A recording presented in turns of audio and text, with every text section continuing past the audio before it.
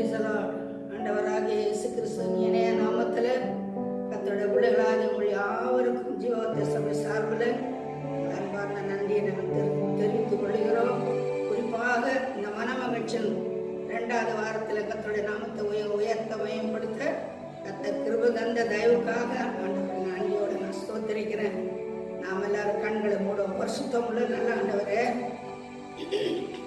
நல்ல வேலைக்காய் நன்றி கர்த்தாவே. கிருபையாவுடைய சமூகத்துல நாங்கள் ஆராதிக்க ஆர்ப்பரிக்க தெய்வமே உடைய நாமத்தை உயர்த்தி காட்ட நீங்க கிருபை செய்த தயவுக்காய் ஸ்தோத்திரிக்கிறீங்க. இந்த வேளையிலே இந்த கர்த்தாவே இந்த ஆராதனை நேரத்தை பயபக்தியோடு உடைய பிள்ளைகளை அனுசரித்து கொண்டு இருக்கிற ஒவ்வொரு ஸ்தலத்திலையும் தேவ அக்கினி இறங்கட்டும். பிள்ளைகளுடைய கண்ணீர் கவலை வியாகுலம் பெருமூச்சுகளை கர்த்தர் மாற்றணும். உங்களால மாற்ற முடியும். இந்த நாளில ஆண்டவரே சோத்திரம் ஒரு விசை கிருபையாக ஆண்டவரே சில கலர்கள் தந்ததற்காக ஸ்தோத்திரம். இன்னும் பூரணமான காரியங்கள் வரணும். அதே வேளையில இந்த பிள்ளைகள்லாம் வேரோடு பிடிங்கி போடணும். கர்த்தாவே தேவ பிள்ளைகள் விடுதலையோடு ஆராதிக்க வழி வாசல்களை திறக்கணும். பரிசுத்த ஆவியானவர் உதவி செய்கிறாங்க. ஆவியானவரே உங்க கரம் பிள்ளைங்க தேசத்து அதிகாரி தலைவர்கள் எல்லாம் ஆசீர்வதிக்கிறோம். ஒரு விஷயம் வல்லமைகள் மத்தியில வெளிப்படுவதாக கர்த்தாவே ஸ்தோத்திரம். தேவனை ஆராதிக்கும் போது துதிக்கும் போது தேவ பிரசனத்தை எங்களுக்கு உதவி செய்து உங்களுடைய கரங்கள்ல ஒப்பு கொடுக்கிறோம். பரிசுத்த ஆவியான நடத்ததை தொடர்ந்து தூது மூலமா நீங்க எங்களோடு கூட இடைமொழிங்க. உங்களுடைய நாமம் ஆத்திரம் பயன்பட்டோம். கேட்கிற மக்களுக்கு ஒரு பெரிய அறுவடையை காணட்டும். சரீராவி ஆத்மால எல்லாவற்றும் கூட கரங்கள் ஒப்பு கொடு. இயேசு நாமத்தில் பிதாவே ஆமென் ஆமென். நாம் ஆராதனைக்கு ஆரம்பமாக நம்முடைய சபை பாட்டு புக்கில் 186 உம்மை அல்லாமல் எனக்கு யார் உண்டு, உம்மை தவிர விருப்பம் எது உண்டு, ஆசையெல்லாம் நீர்தான் ஐயா, தேவையெல்லாம் நீர்தான் ஐயா. பாடுவோம். உம்மை அல்லாமல் எனக்கு யாருண்டே, உம்மை தவிர விருப்பம் எது உண்டே, உம்மை அல்லாமல் எனக்கு யாருண்டே, உம்மை தவிர விருப்பம் எது உண்டே, ஆசையெல்லாம் நீதானையா, தேவையெல்லாம் நீதானையா,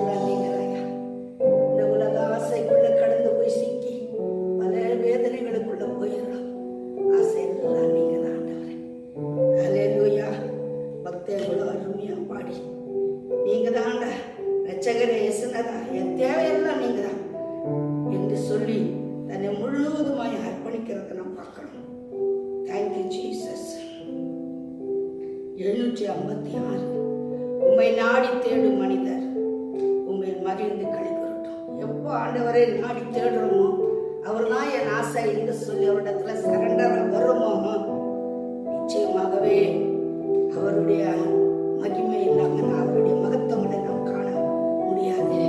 ஒரு விஷயமான இந்த ஆண்ட கரங்களை ஒப்பு கொடுப்போம், நம்மளே தாழ்த்தி ஒப்பு கொடுப்போம்.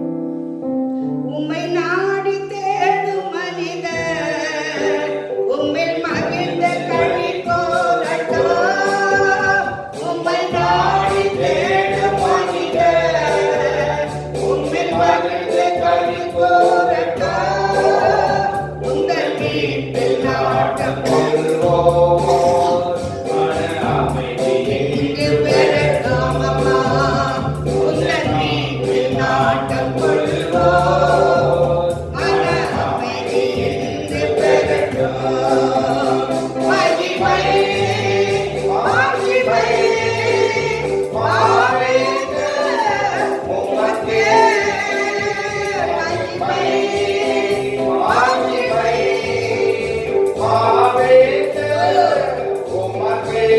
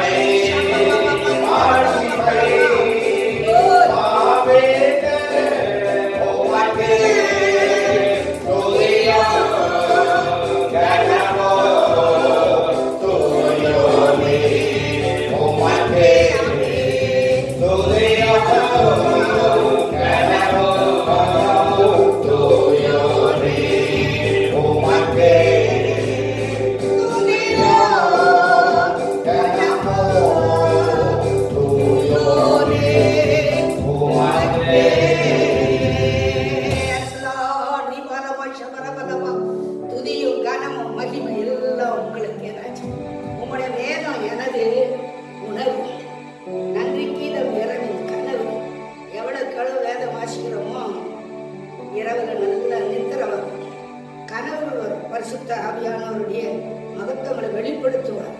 இந்த பாதை எனக்கு போதும், உங்க பாதத்துல எல்லா ஆசீர்வாதம். இதை அறிஞ்சுதான் மரியாள் கர்த்தருடைய பாதத்தை பிடிச்சார். மரணத்துல பிடிச்சார், கர்த்தருக்கு சோதரம். வீட்டுல உட்கார்ந்து இருக்கும் போது பிடிச்சார், ஃபங்க்ஷன் நடத்துற இடத்துலயும் பிடிச்சார். பாதத்துல அவ்வளோ வெற்றி இருக்கு. கர்த்தருடைய பிள்ளைகளை இன்னைக்கு அவரோட பாதத்துல உட்காரும் போது எவ்வளோ பெரிய ஆசீர்வாதம். இன்னைக்கு ஆராதனை அவரோட பாதத்துல எப்படி உட்கார்ந்து இருக்கிறீங்களோ நிச்சயமா உங்கள் எல்லைகளுக்குள்ள பெரிய ஆசீர்வாதத்தை கர்த்தர் கொடுப்பார். ஹல்லேலூயா. ஏனென்றால் இந்த பரிசுத்த ஓய்வு நாள் தேவனை ஆராதிக்க ஆசீர்வாதங்களை இறங்கும். ஹல்லேலூயா. அவருடைய நாமத்துக்கு எக்கச்சக்கமான வல்லமை இருக்குது. பக்தம் பாடலாம். யெகோவா தேவனுக்கு 1000 நாமம். என்னத்தை சொல்லி நான் பாடுவேங்கிறான். கர்த்தருக்கு சோத்திரம். நாம பாடி அந்த தேவ பிரசன்னத்தை உணரலாமா? கர்த்தருக்கு சோத்திரம். யெகோவா தேவனுக்கு 1000 நாமங்கள், எதை சொல்லி பாடிடுவே. என் கர்த்தாதி கர்த்தர் செய்த நன்மைகள் 1000 கரத்தட்டி பாடிடுவே. யெகோவா தேவனுக்கு 1000 நாமங்கள், எதை சொல்லி பாடிடுவே. என் கர்த்தாதி கர்த்தர் செய்த நன்மைகள் 1000 கரத்தட்டி பாடிடுவே.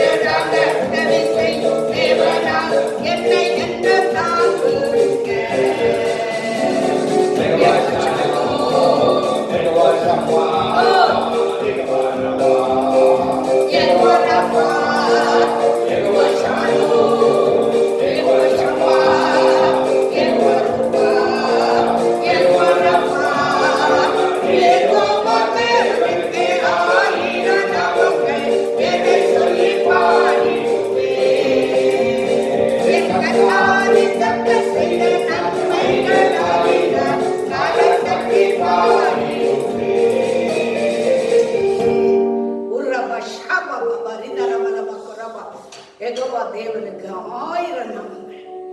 அவர் சமாதானத்துக்குரியவர். அவர் நமக்கு யெகோவா ஷம்மா, யெகோவா ஷாலும், யெகோவா ரூவா, யெகோவா ரஃபா, சுகமளிக்கிற தேவன். ஒரு நாள் உதவி செய்யற தேவனா வந்திருக்கிறாரு. இந்த நேரத்துல தேவ சமூகத்துல கூடியிருக்கிற கர்த்தருடைய பிள்ளைகளே, உங்களுக்கு என்ன தேவையோ, என்ன வேதனை, என்ன வியாகுலம், என்ன பெருமூச்சு கொடுக்கிற சூழ்நிலைகள், கர்த்தருக்கு ஸ்தோத்திரம். பயப்படாதீங்க. இதன் மத்தியில நமக்கு ஒரு வெற்றி உள்ள வாழ்க்கை கொடுக்க பரிசுத்த ஆவியானவர் நம்மோட இருக்கிறாரு. ஹல்லேலூயா. நாம் பட்ட சிறுமைக்கு ஈடான மகிழ்ச்சியை கர்த்தர் கொடுக்க வந்திருக்கிறாரு. அன்று போன வாரம் அதுதான் தியானிச்சோம். இப்பவும் உங்களுக்கு சொல்றேன், டெய்லி ஆண்டவரே இந்த சிறுமையை மாற்ற வந்திருக்கிறீங்க, என்னை மகிழ்ச்சியாக்க வந்திருக்கிறீங்க, அறிக்கை பண்ணிக்கிட்டே இருங்க. அற்புதம் உங்கள் வாழ்க்கையில நடக்கும். ஹல்லேலூயா. இந்த நாளில் கர்த்தர் நம்மோடு பேசி நம்முடைய தேவைகளை சந்திக்க வந்திருக்கிறார். அவர் நமக்கு யெகோவா ஷாலமாய், யெகோவா ரஃபாய், யெகோவா ரூபாய் நம் மத்தியிலே அசைவாடு கொண்டே இருக்கிறார். ஹல்லேலூயா, ஹல்லேலூயா. நம்ம எல்லாரும் அப்படியே கண்களை மூடி ஆண்டவர் கரங்களில் ஒப்புடுத்திருக்கிற கர்த்தருடைய தூதுக்காக நம்ம செபிப்போம். பரிசுத்தமுள்ள நல்ல ஆண்டவரே, இந்த நல்ல வேளைக்காய் நன்றி கர்த்தாவே. உங்களுடைய ஆராதனையில, பாடல் பலியிலே, ஆராதனை பலியில, தேவ பிரசனைகள் மத்தியில கட்டளிட்ட அன்புக்காய் ஸ்தோத்திரம். உங்களுடைய வல்லமைகள் மத்தியில தொடர்ந்து ஆளுகை செய்யட்டும். கர்த்தருடைய வார்த்தையின் மூலமா எங்களோடு நீங்க பேசுங்க. மீண்டும் உங்களுடைய சமூகத்தில் நாங்கள் துதிக்க எங்களுக்கு இப்படிப்பட்ட ஒரு சூழ்நிலை உருவாக்கி தந்திருக்கிறீங்க. நன்றி அப்பா. விடுதலையோடு ஆராதிக்க ஒரு மகிமையான நாளை வச்சிருக்கிறீங்க. நன்றி அப்பா. அதை சீக்கிரமா நாங்க சந்திக்க போறோங்க. தேவ பிள்ளைகளோடு ஆராதிக்கிற ஆண்டவரே கர்த்தாவே ஸ்தோத்திரம். ஒரு அற்புதம் செய்யுங்க. இந்த ஆன்லைன்ல உங்களுடைய பிள்ளைகள் உட்கார்ந்து யார் யார் பய பக்தியோடு ஆராதிக்கிறவங்க தேவ அக்கினி கபலமா சபரபலமா இறங்கட்டும். அவங்களோட பலவீனங்களை நீக்கு. அவங்க சந்தோஷம், சமாதானம், தெய்வீக சுகம், பயத்து நாவியை தகர்த்து போடுங்க, ஜெயம் கொடுங்க. எங்க தேசத்து அதிகாரிகள் எல்லாம் நாங்க ரட்சிக்கிறோம். கர்த்தருடைய பிள்ளைகள் எங்க இருக்கிறாங்க, ஒரு பெரிய ரட்சிப்பை கர்த்தர் கட்டளை எடுங்க. உங்களுடைய நாமத்தை உயர்த்தி கொள்ளுங்க. ஆவியானவரே ஸ்தோத்திரம். இந்த கொடிய வியாதியின் வேற விடுங்கிறதுக்காக ஸ்தோத்திரம். அட்ரஸ் எல்லாம் ஆக்க முடியும்.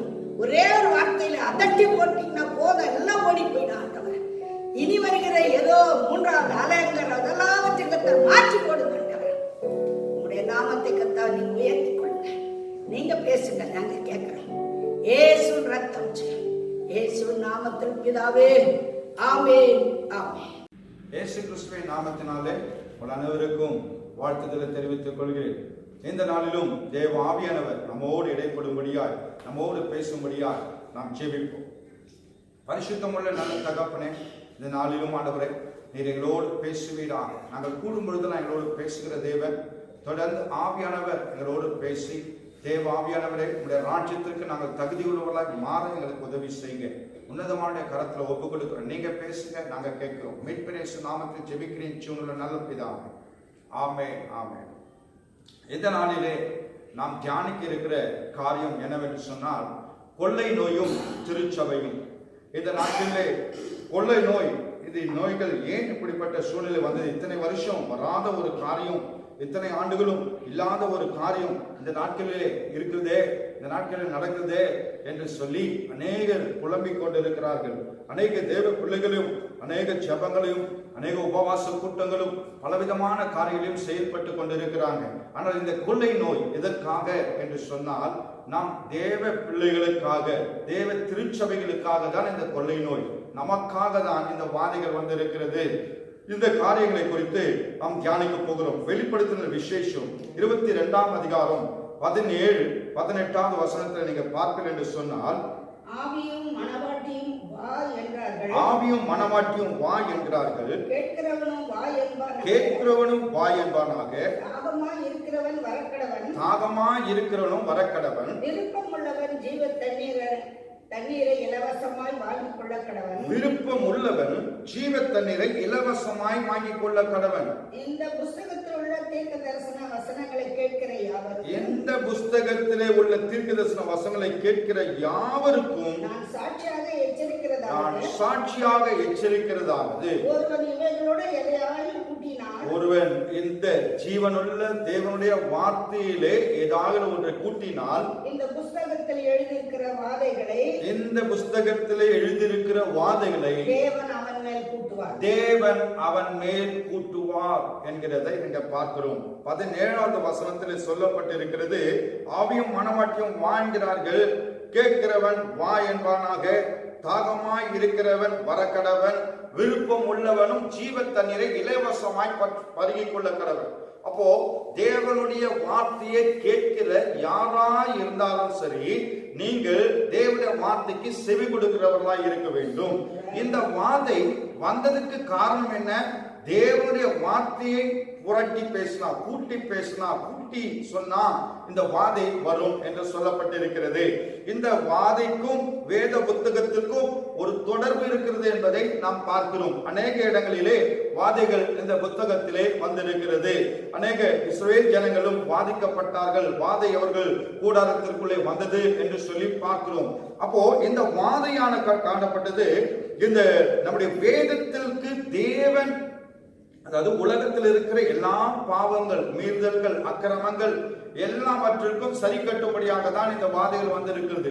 அப்ப எல்லாவற்றிற்கும் நம்ம ஒரு ஆள் செய்யற பாவத்துக்காக இந்த வாதையா அப்படின்னு சொல்லி பார்த்தோம் சொன்னா, ஒரு ஆள் செய்கிற பாவத்திற்காக வாதை வராது.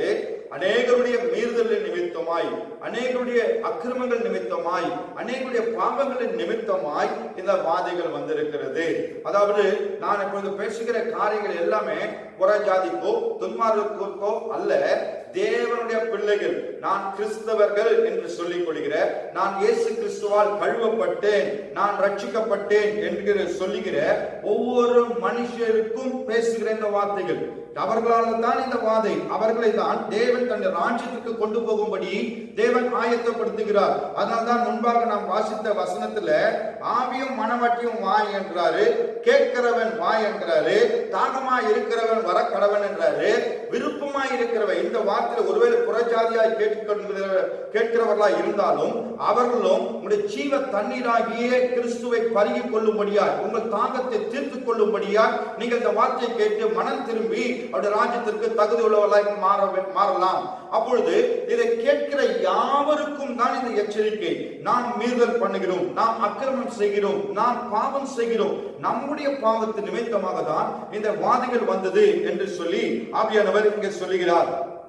அவர் சொன்ன காரியங்களிலே முக்கியமான ஒரு காரியம், நமக்கு சொன்ன ஒரு காரியத்தில் மத்தேயு 6வது அதிகாரம் 33வது வசனத்தை நீங்க பார்ப்பீங்க என்று சொன்னார், முதலாவது தேவனுடைய ராஜ்யத்தையும் அவருடைய நீதியும் தேடுங்கள், அப்பொழுது இவைகள் எல்லாம் உங்களுக்கு கொடுக்கப்படும் என்று சொல்லப்பட்டிருக்கிறது. அவங்களுக்கு கூட கொடுக்கப்படும். அப்போ நாம் தேடுகிறது எதை தேடுகிறோம்? இன்னைக்கு தேவ பிள்ளைகள் நான் ரட்சிக்கப்பட்டேன் என்று சொல்கிறாங்க, நான் ஞானஸ்நானம் எடுத்துட்டேன், நான் ரத்தத்தால கழுவப்பட்டுட்டேன் அப்படின்னு சொல்றாங்க. ஆனால் சொல்லுகிற நாம் எப்படி நாம் இருக்கிறோம்? தேவனுடைய ராஜ்யத்தை தேடுகிறோமா? தேவனுடைய நீதியை நாம் நடக்கிறோமா? நாம் தேடுகிறது எல்லாமே உலகமும் உலகத்துடைய கிரியைகளும் உலகத்துடைய காரியங்களை தான் தேடுமே தவிர தேவனை தேடுகிற தேடுதல் இல்லாமல் இருக்கிறது. தேவனை தேடுகிற தேடுதல் இல்லாதது நிமித்தமாக நம்முடைய வாழ்க்கையில பலவிதமான சஞ்சலங்கள் காணப்படுகிறது. தேவனை தேடுதல் இல்லாத நிமித்தமாய் நாம் அக்கிரமங்கள் செய்கிறவர்களாய் காணப்படுகிறோம். தேவன் சொன்ன கட்டளையை நாம் மீறி நடக்கிறபடியால் நாம் அக்கிரமம் செய்கிறவர்களாய் காணப்படுகிறோம். அது மாத்திரமல்ல, மத்தேயு 28:19 சொல்றாரு, ஆகையால் நீங்கள் புறப்பட்டு போய் சகல ஜாதிகளையும் சீஷராக்கி பிதா குமாரன் பரிசுத்த ஆவியின் நாமத்தினாலே அவர்களுக்கு ஞானஸ்நானம் கொடுங்கள் சொல்ற. அப்போ நாம முதலாவது என்ன சொல்றாருன்னா, உலக ஜனங்களுக்கு மற்றவர்களுக்கு போய் சுவிசேஷத்தை அறிவிங்கள் சொல்றாரு. இன்னைக்கு ரட்சிக்கப்பட்ட பிள்ளைகள் எத்தனை பேர் ஆண்டுடைய வார்த்தைகளை குறித்து சுவிசேஷமாய் அறிவிக்கிறோம்? இன்னைக்கு சுவிசேஷம் அறிவிக்கிறது என்று சொன்னா இது பாஸ்டருடைய வேலை அப்படின்னு சொல்றாங்க. இல்ல, ரட்சிக்கப்பட்ட ஒவ்வொருவருக்கும் தேவன் சொன்ன கட்டளை, நீங்கள் போய், நீங்கள் புறப்பட்டு போய், உலகம் முழுவதும் புறப்பட்டு போய் சகல ஜாதிகளுக்கு என்ன பண்ணணும்? சுவிசேஷத்தை அறிவியுங்கள் என்று சொல்லப்பட்டிருக்கிறது. அநேகதான் இன்னைக்கு ஒரு சில சபைகளிலே கிராம ஊழியர்களும் பல இடங்களிலும் போய் அன்புடைய நாமத்தை சொல்லிக் கொண்டிருக்கிறாங்க, பிரஸ்தாபம் பண்ணி கொண்டிருக்கிறாங்க. ஆனால் இப்பொழுது அந்த காரியங்கள் எல்லாம் பயமான தடைகள் வந்து கொண்டிருக்கிறது. ஆயினும் சிலர் செய்து கொண்டிருக்கிறார்கள். வெறும் போய் நீங்க மற்ற ஜாதிகளுக்கு, உங்கள் நண்பர்களுக்கு தேவனுடைய சுவிசேஷத்தை சொல்லலாமே, உங்களோட சேர்கிறவர்களுக்கு ஆண்டவருடைய சுவிசேஷத்தை சொல்லலாமே. இன்னைக்கு செய்கிற ஒரு பெரிய தவறுகள் என்ன என்று சொன்னால், தேவனுடைய ராஜ்யத்தை தேடுகிற சுவிசேஷத்தை அறிவிக்கிற பணியை நாம் என்ன பண்றதுன்னா செய்கிறது இல்ல. அப்படியே செய்தாலும் அவர்களை சீஷராக்குறது இல்ல. அவர்களை சீஷராக்குறதுக்கு பதிலா இன்னைக்கு ஆள் சேர்க்கிற காரியங்கள் தான் இன்னைக்கு சபையில் நடக்கிறது. அவர் இயேசுவை ஏதாவது ஒரு அற்புதம் நடந்துச்சுன்னு சொன்னா உடனே இயேசுவை ஏற்றுக்கொள்றேன், நான் உடனே ஞானஸ்தானம் எடுத்துக்கிறேன் அப்படின்னு சொல்லிட்டு உடனே ஞானஸ்தானம் எடுத்துறாங்க. தவறு. அவர்களை முதல்ல சீஷன் ஆக்கணும், முதல்ல கர்த்தருடைய காரியங்களை அவர்களுக்கு சொல்லி தரணும். ரைட், அவர்கள் வந்தது நல்லது, கர்த்தரை ஏற்றுக்கொள்கிறது நல்லது, இயேசு கிறிஸ்து தான் என் சொந்த ரட்சகர் என்று ஏற்றுக்கொள்கிறது நல்லது. ஆனால் அவர்களுக்கு சத்தியத்தை சொல்லி அந்த சத்தியத்தின் நிமித்தம் அதுக்குரிய காரியங்கள்லாம் என்னென்ன நடக்கும், எப்படிலாம் நம்ம வாழணும், எப்படிலாம் நம்ம இருக்கணும், எப்படிப்பட்ட பாவத்தை விட்டு நாம் வரணும் அப்படின்லாம் சொல்லி அதுக்கு பிறகு அவர்களை சீஷர் ஆக்கி கர்த்தருக்கு தேவாதி தேவனுக்கு நான் சீஷர் ஆக்கின பிறகுதான் நாம் என்ன பண்ணோம், பிதா குமாரன் பரிசுத்த ஆவி நாமத்தினாலே ஞானஸ்நானம் கொடுக்கணும்னு சொல்லப்பட்டிருக்கிறது. ஆனால் இன்றைக்கு அப்படிப்பட்ட சம்பவங்கள் நடக்கிறதே இல்லை. இந்த வருஷத்துல நாங்க 30 பேருக்கு ஞானஸ்நானம் கொடுத்துட்டோம், இன்னைக்கு இந்த வருஷத்துல நாங்க 100 பேருக்கு ஞானஸ்நானம் கொடுத்துட்டோம். இந்த வருஷத்துல அப்படி டார்கெட் வச்சு செய்றாங்க. ஆனால் எத்தனை பேர் சீஷராக்கினார்கள்? அவர்கள் வாழ்க்கையிலே பல விதமான துயரங்களும் பல சஞ்சலங்கள் வரும் பொழுது ஞானஸ்தானம் எடுத்தவர்கள், தேவனோடு உடன்படிக்கை செய்தவர்கள் தங்கள் வாழ்க்கையின் விட்டு அந்த தேவனுடைய அன்பை விட்டு தேவனை விட்டு வழி விலகுகிற சூழ்நிலைகள் தான் இன்னைக்கு நடக்கிறது. ஆகவேதான் சொல்றாரு, அக்கிரமங்கள் நிமித்தமாய் இந்த வாதிகள், பாவங்களை நிமித்தமாய் வாதிகள். வார்த்தையை சரியா நம்ம புரிந்து கொள்ள வேண்டும், வார்த்தையை சரியா நாம் அறிந்து கொள்ள வேண்டும். அப்பொழுதுதான் தேவனுடைய வார்த்தையில் உள்ள அந்த காரியங்கள் நம்முடைய வாழ்க்கையில நடக்கும். அநேக ஆசீர்வாதங்களை வைத்திருக்கிறார், சாபங்களும் காணப்படுகிறது. நான் தேவனோடு உடன்படிக்கை செய்த பிறகு நான் தேவனை விட்டு வழிவிலகி செல்வேனே என்று சொன்னால், தேவனுக்கு பிரியமில்லாத காரியங்களை செய்வேன் என்று சொன்னால், நம்மை திருத்தும்படிதான் இந்த காரியங்கள் எல்லாம் ஆண்டவர் வைத்திருக்கிறார். ஆனால் இன்னும் ஒரு சிலருக்குள்ளே அந்த உணர்வு காணப்படவில்லை, இன்னும் ஒரு சிலருக்குள்ளே மாற்றங்கள் காணப்படவில்லை. தங்கள் ஜீவியத்திலே கிறிஸ்துவை ஏற்றுக்கொள்வதற்கு முன்பாக எப்படி இருந்தார்களோ அப்படியே தான் கிறிஸ்துவை ஏற்றுக்கொண்ட பிறகும் இருக்கிறார்கள். இன்னைக்கு அநேக அப்படிப்பட்ட வாழ்க்கையில தான் வாழ்ந்து கொண்டிருக்கிறார்கள். ஆகவே நம்முடைய வாழ்க்கையிலே பெரிய மாற்றங்கள் வேண்டும். நாம் செய்கிற அக்கிரமங்கள், நாம் செய்கிற பாவங்களிலிருந்து நாம் விடுதலையாக, நாம் செய்கிற மீறுதல் நிமித்தமாய் மீறுதல்கள் செய்கிறோம். இது பாவம், இது தவறு என்று தெரிந்தும் அது நாம் செய்கிறவர்களாய் இருக்கிறோம். அப்பொழுது என்ன மீறுதல்? அப்போ நாம் செய்கிற மீறுதல், நாம் செய்கிற அக்கிரமங்கள் நிமித்தமாக இந்த வாதைகள் உண்டாகி இருக்கிறது. அடுத்து சங்கீதத்துல சொல்றாரு, சங்கீதம் 147:20 சொல்றாரு, அவர் வேற எந்த ஜாதிக்கும் இப்படி செய்ததே இல்லை, வேற எந்த ஜாதிக்கும் இப்படி செஞ்சது இல்லை. அவருடைய நியாயங்களை அறியாமல் போகிறார்கள். அவர் சொன்ன காரியம், அவரை எந்த ஜாதியை எப்படி அவர் செய்கிறது இல்லைன்னா, அவர் இந்த ஜாதியை நேசிக்கிறார். எந்த ஜாதினா பரிசுத்த ஜாதியை, வேறு பிரிக்கப்பட்டவர்களை, இஸ்ரவேல் என்று ஆவிக்குரிய இஸ்ரவேலரை அவர் அவ்வளவாய் நேசிக்கிறார். அவர் ஆனால் நேசிக்கிற அவருக்கு அவருடைய நியாயங்களை அவர்கள் அறியாமல் இருக்கிறார்கள். அவர் நேசிக்கிறார், ரட்சிக்கப்பட்ட ஒவ்வொருவரையும் அதிகமாய் நேசிக்கிறார். ஆனால் அவருடைய வாழ்க்கை தரம் மாறாமல் இருக்கிறது. அதனால்தான் அவர் சொல்றாரு, என்னை அவர்கள் என்ன பண்ணவில்லை, என் நியாயங்களை அவர்கள் அறியாமல் இருக்கிறார்கள். இன்னும் அழகா ஓசியால சொல்றாரு, ஓசியா 4:6 சொல்றாரு, என் ஜனங்கள் அறிவில்லாமல் சங்காரமாகிறார்கள். என் ஜனங்கள் அறிவில்லாமல் சங்காரமாகிறார்கள். அவர்கள் நியாயத்தை அறியவில்லை. அவர்கள் அவருடைய ஜனங்கள் அறிவில்லாமல் சங்காரமாகிறார்கள். நீ அறிவை வெறுத்தாய், ஆகையால் நீ என் ஆசாரியனாய் இராதபடி நான் உன்னை வெறுத்து விடுவேன். நீ உன் தேவனுடைய வேதத்தை மறந்தாய், ஆகையால் நானும் உன் பிள்ளைகளை மறந்து விடுவேன். அல்லேலூயா. எப்படி பாருங்க, என் ஜனங்கள் அறிவில்லாமையினாலே சங்கரமாகிறார்கள். தேவனுடைய வார்த்தையை அறிகிற அறிவு நமக்குள்ளே காணப்படவில்லை. தேவனை அறிகிற அறிவின் கிரியைகள் நமக்குள்ளே காணப்பட, வார்த்தை ஜீவனுள்ள வார்த்தை என்பது உணர்வே இல்லாமல் இருக்கிறார்கள். ஆகவே ஆசிரியரும் இன்னைக்கு ஊழியக்காரன் சொல்லிக் கொள்கிற அநேக ஊழியக்காரரும் வேதத்தை புரட்டி பேசுகிறவர்களா இருக்கிறார்கள். வேதத்தை அறிகிற அறிவு இல்லாதபடி நடந்து கொள்கிறார்கள். ஆகவே சொல்றாரு, நீ என் ஆசிரியனா இருக்க நீ தகுதி இல்லவனா இருக்கிற. அடுத்த காரியத்தை சொல்றாரு, நான் உன்னை என்ன பண்றேன், நீ என் வேதத்தை மறந்தால் என் வேதத்தை நீ வெறுக்கிற, ஆகவே நானும் உன்னை என்ன பண்றேன், மறக்கிறேன். உன்னை மாத்திரம் உன் பிள்ளைகளையும் மறக்கிறேன்னு சொல்ற. எவ்வளவு பயங்கரமான காரியம். ஆனால் அவர் நம்மை இத்தனை ஜாதிகளிலும் நம்மை போல ஒரு பெரிய நேசமாய் இருக்கிற ஒரு ஜாதி வேற ஒரு ஜாதி இல்ல. அந்த பரிசுத்த ஜாதியை தேவனுக்கு என்று வேறு பிரிக்கப்பட்டவர்களை அவர் அவ்வளவு விதமாய் நேசிக்கிறவராய் இருக்கிறார். அவர் அவர்களுக்கு அவ்வளவு விதமாய் எவ்வளவுதான் நம்ம தவறுகள் செய்தாலும் நம்ம மேல் பாசத்தை பொழிகிறார். ஆனால் நம்மை சுட்டி காண்பிக்கும்படியாய், நம்முடைய பாவத்திலிருந்து நம்மை விடுதலையாக்கும்படியாய், பாவ கட்டிலிருந்து நம்மை வெளியே கொண்டு வரும்படியாய் அந்த வேதத்தை நமக்கு கொடுத்து இப்படிதான் வாழணும், இப்படிதான் நடக்கணும்னு சொல்லி பல காரியங்களை கற்றுக் கொடுக்கிறார். ஆனால் தேவனை அறிகிற அறிவு இல்லாமல் சங்காரமாகிறார்கள். வேதனையா சொல்ல தீர்க்கதரிசனமாய் ஓசியாக்கு சொல்லப்பட்ட வார்த்தை.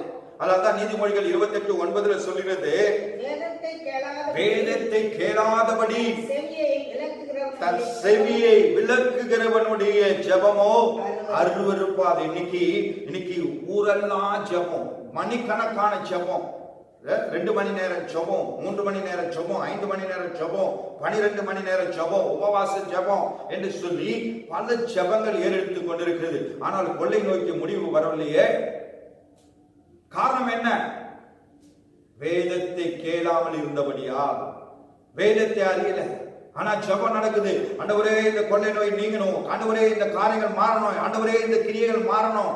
முதல்ல ஆண்டவர் சொல்றாரு, நீ மாறு, என் வேதத்தை என்னை தேடு, நான் சொல்லுகிற காரியத்தின்படி நீ நட என்று சொல்கிறார். ஆனால் அதற்கு மனம் இல்லாதபடி ஜெபம் மட்டும் நடக்குது. ஜெபம் கேட்கல. ஜெபம் கேட்காததுக்கு காரணம் என்ன? அவருடைய வேதத்தை கேளாதபடி தன் செவியை என்ன பண்றாங்களாம், விலக்குகிறவனாய் இருக்கிறார். ஆகவே உங்கள் ஜெபம் அருவருக்கப்பட்டதாய் மாறுகிறது.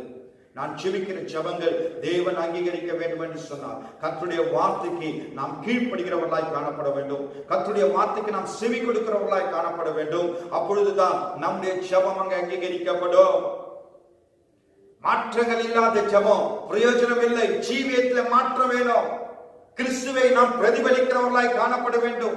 அதற்காக தான் சொல்றாரு 2 நாளாகவும் 7:13-14 சொல்றாரு, நான் மழை இல்லாதபடிக்கு 3 ஆப்ஷன் கொடுக்கிறார். நான் மழை இல்லாதபடிக்கு வானத்தை நான் அடைத்து போடுவேன், அல்லது தேசத்தை அழிக்க வெட்டு கிளிகளை நான் அனுப்புவேன், அல்லது என் ஜனத்துக்குள்ளே எதை அனுப்புறேன், கொள்ளை நோயை அனுப்புகிறேன். பாத்தீங்களா? ஆனா இன்னைக்கு 2 காரியம் நடந்துச்சு. வெட்டுக்கிளியும் தேசத்திற்குள்ளே வந்தது, அடுத்தது கொள்ளை நோயும் வந்தது. இது வெறும் தமிழ்நாட்டுக்கா? இல்ல, உலகம் முழுக்க இந்த காரியங்கள் நடந்து கொண்டிருக்கிறது. உலகம் முழுக்கும் இந்த கொள்ளை நோய் ஜனங்களுக்குள்ளே, அவருடைய ஜனங்களுக்குள்ளே அனுப்புகிறார். காரணம் என்ன? அடுத்த வசனத்தை பாருங்க. என் நாமம் தரிக்கப்பட்ட பிள்ளைகள், அவருடைய ஜனங்களை தான் அவர் சுட்டி காண்பித்து பேசுகிறார். இன்னைக்கு உலகத்தில் இருக்கிற புறஜாதிகளுக்கோ விக்கிரகத்தை வழிபடுகிறவர்களுக்கோ இந்த காரியம் அல்ல, அவருடைய ஜனங்களுக்கு தான் அவர் சொல்றார். இந்த கொள்ளை நோய் யாருக்குள்ளே அனுப்புகிறாரு?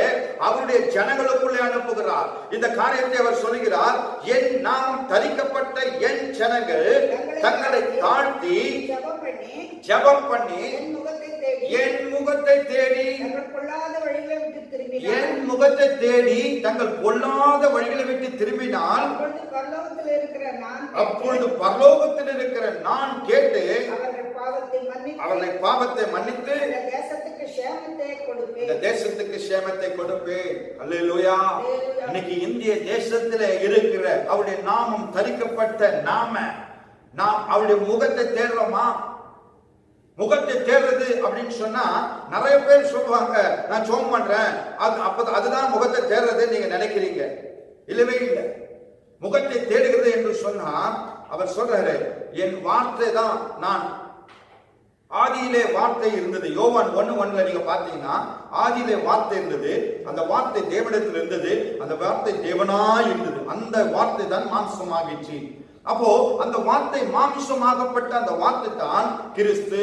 இன்னைக்கு கிறிஸ்து எங்க இருக்கிறாருன்னா இதுல தாங்க இருக்கிறாரு, இந்த வேதத்துல தான் இருக்கிறாரு. அதனாலதான் இதை என் முகத்தை தேடுகிறேன்னு சொல்றாரு. இன்னைக்கு இவரை தேடுகிறோமா? இன்னைக்கு ஜெபம் பண்றதுக்கு ரெடியா இருக்கிறோம். 2 மணி நேரம் கான்ஃபரன்ஸ் கால் போட்டு ஜெபம் பண்றோம், ரைட்? ஆனால் வேதத்தை தியானித்தீர்களா? அவர் சொல்றாரு, நீ என் முகத்தை தேடினா தான் உன் பாவத்தை நான் சுட்டி காண்பிக்க முடியும், நீ செய்கிற தவறை நான் சுட்டி காண்பிக்க முடியும். நான் என் முகத்தை தேடும் பொழுதுதான் நான் உன்னோட பேச முடியுன்ற. இன்னைக்கு நம்முடைய ரிப்போர்ட்டை மட்டும் பேசிக்கிட்டே இருக்கோம், அதாவது ஒரு சைடு போன் மாத்திரம். ஆனா அவர் என்ன பேசுறாருன்னு கேட்கிறோமா? அவர் என்ன சொல்றாருன்னு கேட்கிறோமா? அதுக்கு டைம் இல்லை. சிலர் கடமைக்காக இன்னைக்கு ஒரு அதிகாரம் படிச்சணும் அப்படின்னு சொல்லி ஒரு அதிகாரம் படிச்சுட்டு போறாங்க. ஆனால் அந்த ஒரு அதிகாரத்தை படிக்கிற நிமித்தமாய் என்ன பயன்? கர்த்தரதிலே உன்னோட என்ன பேசினா, கர்த்தர் உங்களோட என்ன காரியங்களை இடைப்பட்டார் தெரியாது. கடமைக்காக ஒன்னு வாசித்தேன். வேதத்தை வாசிக்கிறவன் பாக்கியவான் என்று சொல்லவில்லை, வேதத்தை தியானிக்கிறவன் தான் பாக்கியவான். உன் பாவங்களை சுட்டி காண்பிக்கும்படியா, உங்கள் பாவங்களிலிருந்து நீங்கள் விடுதலை ஆகும்படியாய் அவருடைய முகத்தை தினந்தோறும் அதிகாலையில் நீங்கள் தேடுவீர்கள் என்று சொன்னால் அவர் உங்கள் பாவத்தை சுட்டி காண்பிப்பார். உடனே அந்த பாவத்தை அறிக்கை செய்து நீங்கள் விட்டு விடுவீர்கள் என்று சொன்னால் நம்முடைய தேசத்துக்கு, பரலோகத்தில் இருக்க தேவன் நம்முடைய தேசத்துக்கு சேமத்தை தருவேன் என்று சொல்கிறார். அல்லேலூயா. இன்னைக்கு அதுதான் கர்த்தரை அறிகிற அறிவு இல்ல, வேதத்தை அறிகிற அறிவு இல்ல. அதனாலதான் சொல்றாரு, என் ஜனங்கள் அந்த சங்காரமாகிறார்கள், என்னை அறிகிற அறிவு இல்லாதபடி சங்காரமாகிறார்கள். எனக்கு வேத வாசிப்போ வேத தியானமோ இல்லாமல் இருக்கிறது. முக்கியத்துவம் வேதத்திற்கு தர. ஏன் என்று சொன்னால் அவர் தான் வார்த்தையா இருக்கிறார், அவர் தான் வார்த்தையா இருக்கிறார், அவர் தான் ஜீவனுள்ள தேவனுடைய அப்பா. புசிங்க, என்னை புசிங்க, என்னை புசிதானா நீங்க பிழைப்பீர்கள் என்று சொல்கிறார். ஆனா கேலண்டர்ல வசந்த வாசித்து போறோம், சிலருக்கு நேரம் டைம். ஆனா இன்னைக்கு அநேக இந்த கொரோனானால நிறைய பேர் வீட்டுல இருக்கிறீங்க, சிலருக்கு வேலை. ஆனால் நிறைய நேரம் நம்ம வீட்டுல இருக்கிறோம், என்ன செய்யறோம்? டைம் பாஸுக்கு சீரியல் போட்டுட்டு இருக்கோம். இல்லைன்னா என்ன ஆகுதுன்னா பழைய கிரியைகள், யாரு உடன்படிக்கை செய்தவர்கள் இன்னைக்கு பழைய கிரியைகள் வந்துருது. எது? தாயப்பாச, அப்புறம் செஸ், அதுக்கப்புறம் என்னது கார்ட்ஸ், கேரம் போர்ட்ஸ், இதெல்லாம் என்ன டைம் பாஸ்க்கு வந்தது. ஆனால் இந்த நாட்களிலும் நீங்கள் உணர்வடையாதபடி இன்னும் ஒரு இருதயத்தை கடினப்படுத்திக் கொண்டு இருப்பீர்கள் என்று சொன்னார் பரிதாபம். இந்த கொள்ளை நாள் நம்ம விட்டு போகணும்னு சொன்னா ஒரு அலையம் வந்துட்டே இருக்க. காரணம் என்ன தெரியுமா? நம்ம மனம் திரும்பல. அதனாலதான் இது ஒன்று மாற்றி ஒன்று வந்து கொண்டே இருக்கிறது. முதலாவது அலையை காட்டின, இரண்டாவது அலையிலே அநேக மரணத்தின் செய்திகளை கேள்விப்பட்டோம். மூன்றாவது அலை என்று சொல்லுகிறார்கள், நான்காவது அலை என்று சொல்லுகிறார்கள். இன்னும் பலவிதமான இந்த கொள்ளை நோய்க்கு முடிவு வராது, இந்த கொள்ளை நோயின் கிரியைகளுக்கு முடிவு வராது. இதுக்கு முடிவு கட்டணும்னு சொன்னா நீங்களும் நானும் தான். அவர் முகத்தை தேடணும், அவர் முகத்தை தேடி தங்களுடைய பொல்லாத வழியை விட்டு திரும்பணும். இதுதான் தேவன் விரும்புகிறார். இப்படிப்பட்ட சூழ்நிலையிலே நாம் இருந்தாதான் நம்முடைய ராஜ்யத்துக்கும் போக முடியும். நம்முடைய தேசத்தில் இருக்கிற கொள்ளை நோயும் மாறும்.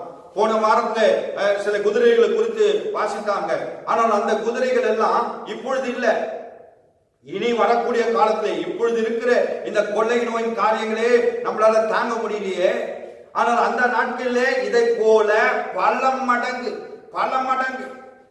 இப்பொழுது இருக்கிற மரணமே 24 மணி நேரமும் எரித்துக் கொண்டிருந்தாங்களாம். ஆனால் அந்த பிணம், அதாவது லைன்ல கியூல நிக்குது, சில பிணங்கள் தூக்கி போடுறாங்க.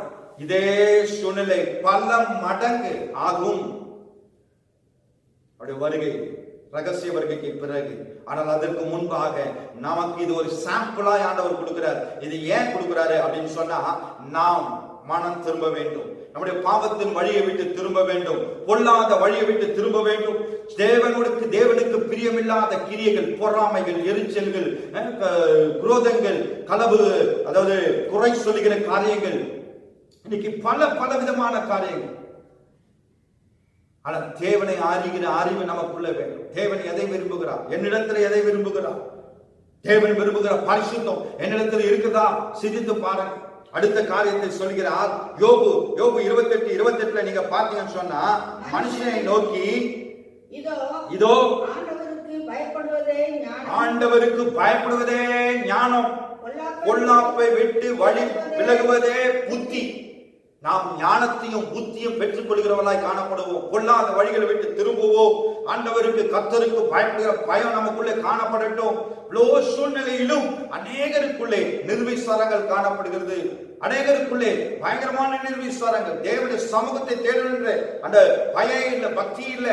ஒரு சில குடும்பங்கள் குடும்பமாய் அந்த ஞாயிற்றுக்கிழமையில அது சரியான நேரத்துல உட்கார்ந்து கர்த்தரை தேடுகிறவர்கள் இருக்கிறாங்க தான்.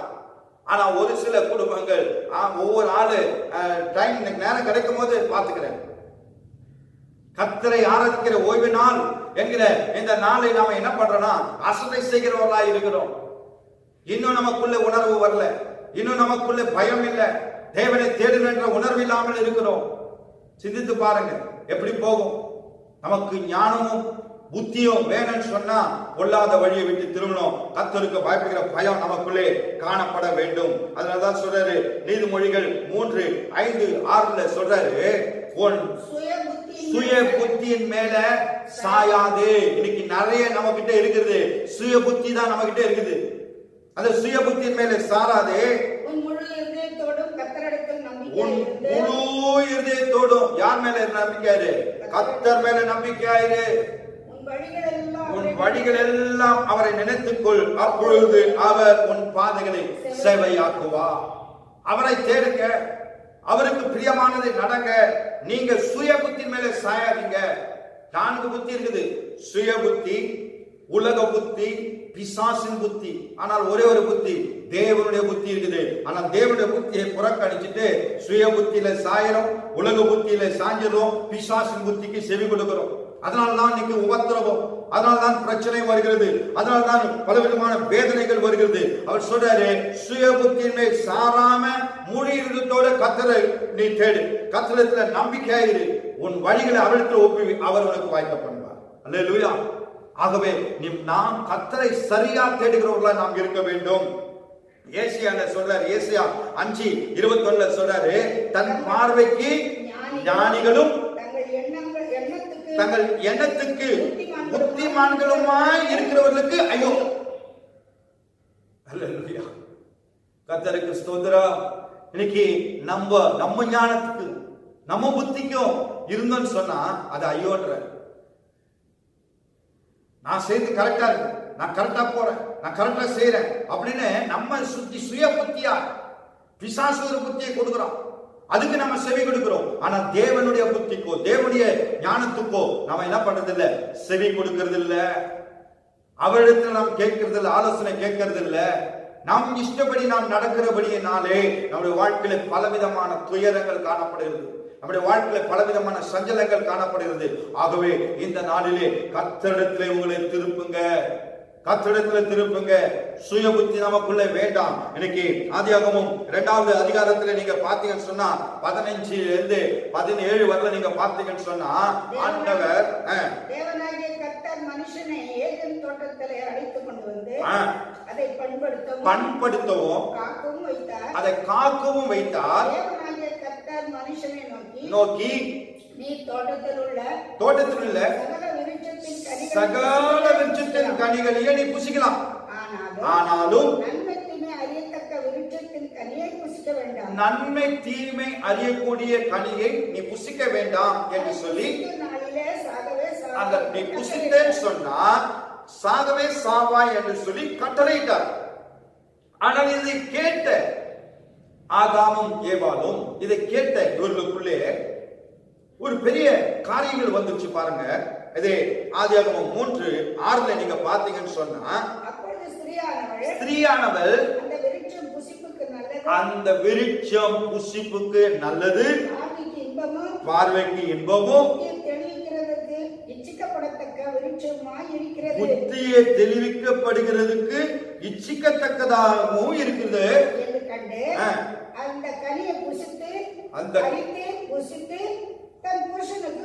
அந்த கனியை பறித்து புசித்து தன் புருஷனுக்கும் அதை என்ன பண்ணாராம், கொடுத்தார். அவனும் புசித்தான்.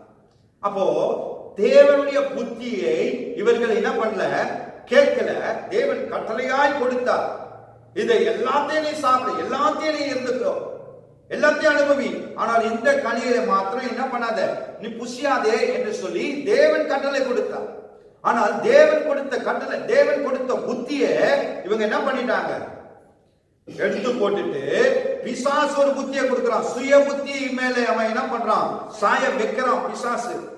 அதுக்கு அவன் ஆசையான வார்த்தைகளை கொடுத்த உடனே இச்சித்து அந்த கனியை பார்த்த உடனே அது நல்லாவா இருக்கும், அதை பார்க்கும் போதே பளபளப்பா இருக்குது அப்படின்னு சொல்லி இச்சித்து அது மேலே ஆசையை கொடுத்து அந்த சுய புத்தியை சாய்ந்து அவன் தேவனை விட்டு வழி விலகி போனான். இன்னைக்கு பிசாசு சொன்ன புத்திக்கு கீழ்ப்படித்தான், தேவன் சொல்லுகிற புத்தியை புறக்கணித்தான். ஆகவே மனுஷனுக்கும் தேவனுக்கும் ஒரு பெரிய பிளவு வந்து விட்டது. இந்த பிளவை தான் இரண்டாம் மாதமாகிய கிறிஸ்து இணைத்தார். அவருடைய சிலுவையிலே இணைத்தார். நம்ம எல்லாரையும் இணைத்தார். அவர் நம்ம எல்லாம் புறம்பாக்கப்பட்டு இருந்தோம், நம்ம எல்லாரையும் கூட அவர் இணைத்தார் அவருடைய விலையேறப்பட்ட ரத்தத்தினாலே. ஆனால் இன்றைக்கும் அவ்வளவு பெரிய ரட்சிப்பை கொடுத்திருக்கிற அந்த தேவன், அவ்வளவு பெரிய காரியங்களை சொன்ன தேவன், அவர் சொன்ன புத்தியை நம்ம என்ன பண்றது இல்லை, கேட்கறது இல்லையே. இன்னைக்கும் நம்ம அந்த ஏவாளை போல பிசாசு சொல்லுகிற புத்திக்கு தான் நம்ம செவி சாய்க்கிறோம். சுய புத்தியிலே நாம் சாய்கிறோமே. தயவு செய்து நீங்க சிந்தித்து பாருங்க, இன்னைக்கு நாம் எந்த புத்தியில இருக்கிறோம்? தேவன் சொன்ன புத்தியை நாம் கேட்கிறோமா? இல்ல பிசாசு சொல்கிற புத்தி, உலக புத்திக்கு நாம் செவி கொடுக்கிறவர்களா இருக்கிறோமா? இன்னைக்கு சொல்ல மாடர்ன் வேர்ல்ட், இன்னைக்கு நம்ம இப்படி எல்லாம் வாழறோம்னு சொன்னா நம்ம ஜீவிக்க முடியாது அப்படின்னா பயங்கரமான தர்க்கங்கள் பேசுவாங்க. ஆனா சொல்றாரு, சுய புத்தி மேல நீ சாய்ந்தன்னு சொன்னா, சுய புத்தியிலே நீ இருப்பேன்னு சொன்னா உன் ஜீவியம் மாறும், உன் வழிகள் மாறும். அதனால நீதிமொழிகள் அழகா சொல்றாரு, சுய புத்தியின் மேல நீ சாயாதே, சுய புத்தியின் மேல சாயாதே, உன் முழு இருதயத்தோடு கர்த்தரிலே நம்பிக்கையாயிரு, கர்த்தரிலே நம்பிக்கையாயிரு, அவர் உன் காரியங்களை வாய்க்க பண்ணுவார். சூழ்நிலையை பார்க்காதீங்க, சூழ்நிலையை பார்க்காதீங்க. கர்த்தர் என்னை அழைத்த தேவன், என்னை தெரிந்து கொண்ட தேவன், என் கட்டிலிருந்து என்னை விடுதலைத்த தேவன், அவர் என்னை நடத்துவார் என்கிற அந்த விசுவாசம் உங்களுக்குள்ள இருக்கணும். கர்த்தரிலே காத்திருங்க, அவருக்கு உங்க வழியை தெரிவிங்க, அவர் உன் வழியை அவரிடத்தில் என்ன பண்ணுங்க, நினைத்துக் கொள்ளுங்க. அப்பொழுது அவர் உன் பாதைகளை செவையாக்குவார். அப்பொழுது உங்க பாதைகளை செவையாக்குவார். கரடு பொருள்கள் இருக்கலாம், குழப்பங்கள் இருக்கலாம், பிரச்சனைகள் இருக்கலாம். ஆனா கர்த்தரிடத்தில் உங்கள் வழியை நீங்கள் ஒப்புவித்தீர்கள் என்று சொன்னா அவர் உங்கள் காரியங்கள் எல்லாவற்றையும் மாற்ற வல்லவராய் இருக்கிறார். அல்லேலூயா. ஆகவே அவரை சார்ந்து கொள்ளுங்க. நம்முடைய வாழ்க்கையிலே அவருக்கு இடம் கொடுங்க. அப்பொழுது அவருடைய புத்தியில நீங்க சாய்ந்தீங்கன்னு சொன்னா அவர் நம்முடைய வாழ்க்கையில பெரிய ஒரு அற்புதங்களை செய்ய வல்லவராய் இருக்கிறார். அது ஏசாயால சொல்றாரு, அழகா சொல்றாரு. ஏசாயா 30:21 சொல்றாரு, நீ வலது புறமும் இடது புறமும் சாயும் போது வழி இதுதான், வழி இதுதான், இதிலே நடங்கள் என்று உங்களுக்கு பின்னாக சொல்லும் வார்த்தையை காதுகள் கேட்கும். வழி இதுதான். இன்னைக்கு ஆண்டவர் எச்சரிப்பின் சத்தத்தோடு உங்களோட பேசிட்டு இருக்கிறார். இயேசுதான் வழி. அவருக்கு ஜீவனுள்ள வேதத்தில் சொல்லப்பட்ட வார்த்தைகள் தான் வழி, அதுதான் சத்தியம். இந்த சத்திய வார்த்தைக்கு, தேவன் சொல்கிற புத்திக்கு நீங்கள் கீழ்ப்படிதீர்கள் சொன்னா உங்கள் வாழ்க்கையில காணப்படுகிற சஞ்சலங்கள், உங்கள் வாழ்க்கையில காணப்படுகிற வேதனைகள், உங்கள் வாழ்க்கையில காணப்படுகிற எல்லா கரட முரடைகள் எல்லாவற்றையும் அவர் செவையாக்க வல்லவராய் இருக்கிறார். அல்லேலூயா. ஆகவே அவர் வழியில் நடங்க, அவருக்கு பிரியமானதை செய்ய பிரயாசப்படுங்க. காலம் சமீபத்துக் கொண்டிருக்கிறது. இனி காலம் செல்லாது, இனி காலம் செல்லாது. இன்னைக்கு நீங்களா சொல்லலாம், ஆண்டவர் வராருன்னு இப்படிதான் நிறைய பேர் சொல்லிட்டே இருக்கிறாங்க, ஆனால இன்னும் எங்க வரலையே. இல்ல, இன்னைக்கு ஆண்டவர் சொன்ன தீர்க்க தரிசனங்கள் எல்லாம் 100% நிறைவேறிச்சுங்க, 100% நிறைவேறிச்சு. இன்னைக்கு எருசலேமிலே சில காரியங்கள் எல்லாம் மாற்றங்கள் வந்து விட்டது. எப்ப வேணாலும் அவர் வரலாம், ஆனா ஆயத்தமா இருங்க. இன்னைக்கு தாமதிக்கிறார் என்று சொன்னார். அவருடைய ஜனங்கள் துன்மார்க்கத்திலே சாகதை அவர் விரும்பவில்லை, துன்மார்க்கத்தில் சாகிறதை அவர் விரும்பவில்லை. ஆகவேதான் இன்னைக்கு கடுமையான எச்சரிப்பின் சத்தத்தை உங்களுக்கு கொடுத்து கொண்டே இருக்கிறார். தம்பி, தங்கச்சி, சகோதரனே, சகோதரியே, மனம் திரும்பு. வாலிப தம்பி, வாலிப தங்கச்சி, நீ ஓடின ஓட்டம் போதும். இனியாவது கர்த்தருடைய வார்த்தைக்கு செவி கொடு. இனியாவது கர்த்தருடைய வழியிலே நட. வழி இதுவே. வலது புறமோ இடது புறமோ சாய்ந்தனாத, இயேசுவே நோக்கி ஓடு. அவர் கொடுக்கிற ஜீவ கிரீடத்தை பெரும்படி ஓடு. எப்ப வேணாலும் ஆண்டவர் வரலாம், ஆனால் ஆயத்தமாயிருங்க. நீங்களும் ஆயத்தமா இருக்கணும். உங்களுக்குரியவர்களும் ஆயத்தப்படுத்துங்க. உங்களோடு இருக்கிறவர்களையும் ஆயத்தப்படுத்துங்க. இன்னைக்கு ஆண்டவர் அந்த காரியங்களை தான் கேட்டுட்டு இருக்கிறாரு. நாம் எப்படி இருக்கிறோம்? அதனாலதான் சொன்னாரு, இந்த 2 நாளாகவும் 7, 13, 14 கொள்ளை நோய் நீங்கள் என் ஜனங்கள் மனம் திரும்பணும். என் ஜனங்கள் மனம் திரும்பணும் சொன்ன காரியமே அதுதான். என் ஜனங்களுக்காக தான் இந்த காரியங்கள் அவர் கொடுத்திருக்கிறார். அவருடைய ஜனங்கள் மனம் திரும்ப வேண்டும். என் நாமம் தரிக்கப்பட்ட என் ஜனங்கள் தங்களை தாழ்த்தி என் முகத்தை தேடணும். தங்கள் பொல்லாத வழியை விட்டு திரும்பணும். இதுதான் ஆண்டவருடைய வாஞ்சையாக இருக்கிறது. ஆகவே தயவு செய்து சகோதரனே, சகோதரியே, வாலிப தம்பி, வாலிப தங்கச்சி, கர்த்தருடைய சன்னிதானத்திலே திரும்பிடு. இன்னைக்கு எச்சரிப்பின் சத்தத்தை மீண்டும் உங்களுக்கு தந்து கொண்டிருக்கிறார். இந்த கொள்ளை நோயிலிருந்து விடுதலை ஆகணுமா? உங்களுக்கு இந்த கொள்ளை நோய் அணுகாமல் இருக்கணுமா? இந்த வாதை உங்கள் கூடாரத்தை அணுகாமல் இருக்கணுமா? கர்த்தருக்கு பிரியமாய் நடங்க. கர்த்தருடைய புத்தியை சார்ந்து கொள்ளுங்க. சுய புத்தி நமக்குள்ள வேண்டாம். சுய எண்ணங்கள் வேண்டாம். மனுஷன் சொல்கிற ஆலோசனைகள் வேண்டாம். அதனால்தான் இங்கே சங்கீதம் 1 சொல்கிறாரு, துன்மார்க்கருடைய ஆலோசனை நடவாமலும் பாவியுடைய வழியிலே நில்லாமலும் பரியாசக்கார உட்கார இடத்துல உட்காராமலும் கர்த்தருடைய வேதத்தில் பிரியமாயிரும் இரவும் பகலும் அவருடைய வேதத்தை தியானிக்கிறவன் பாக்கியவான். இரவும் பிரியமாய் வேதத்தை தேடுங்க. பிரியமாய் அவருடைய முகத்தை தேடுங்க. வேதம் என்பது அவருடைய முகம்தான். பிரியமாய் அவரை தேடுங்க. கிறிஸ்து தாங்க வேதம், வேதம் தாங்க கிறிஸ்து.